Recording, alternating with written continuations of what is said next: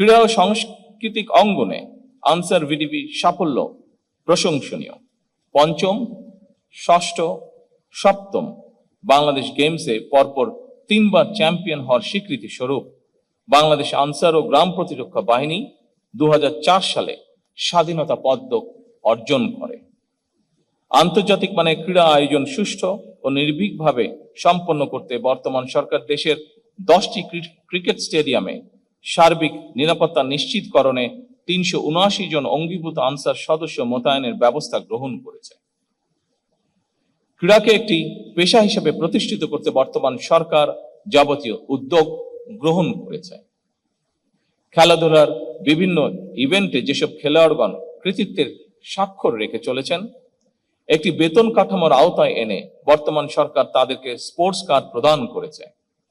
আপনারা নিঃসন্দেহে জেনেছেন, আনসার ভিডিপির 15 জন ক্রীড়াবিদকেও বর্তমান সরকার স্পোর্টস কার্ড প্রদান করেছে। উপস্থিত আনসার ও ভিডিপি অফিসার্স এবং সৈনিক বৃন্দ, আনসার ও ভিডিপি বাহিনীর কাঠামোগত উন্নয়নের অংশ হিসাবে আনসার ব্যাটালিয়ন বিধিমালা 2026, ভিডিপি বিধিমালা 2026, অঙ্গীভূত আনসার বিধিমালা 2026 এবং আনসার ব্যাটালিয়ন সদস্য নিয়োগ ও পদোন্নতি বিধিমালা 2026 এর খসড়া প্রণয়নের কার্যক্রম বলা যায় প্রায় চূড়ান্ত পর্যায়ে রয়েছে। একই সঙ্গে উপজেলা পর্যায়ে এই বাহিনীর কার্যক্রম আরো শক্তিশালী করতে উপজেলা আনসার প্রবিধিমালা 2026 প্রণয়নেরও উদ্যোগ গ্রহণ করা হয়েছে।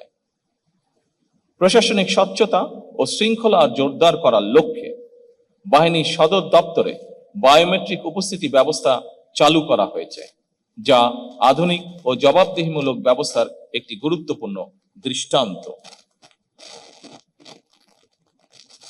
সৈনিক এবং অফিসার্স বৃন্দ, আমি দৃঢ়ভাবে বিশ্বাস করি আপনাদের নিষ্ঠা, শৃঙ্খলা, পেশাদারিত্ব এবং গভীর দেশপ্রেমের মাধ্যমে বাংলাদেশ আনসার ও গ্রাম প্রতিরক্ষা বাহিনী ভবিষ্যতে প্রযুক্তি নির্ভর মানবিক সামাজিক বাহিনী হিসাবে ইনশাল্লাহ আত্মপ্রকাশ করবে। সবশেষে আমি বাহিনীর সকল সদস্যকে আবারও আন্তরিক ধন্যবাদ জানাই এবং আপনাদের উত্তরোত্তর সাফল্য কামনা করি। মহান আল্লাহ আমাদেরকে দেশ এবং জনগণের কল্যাণে কাজ করার তৌফিক দান করুন। আল্লাহ হাফেজ।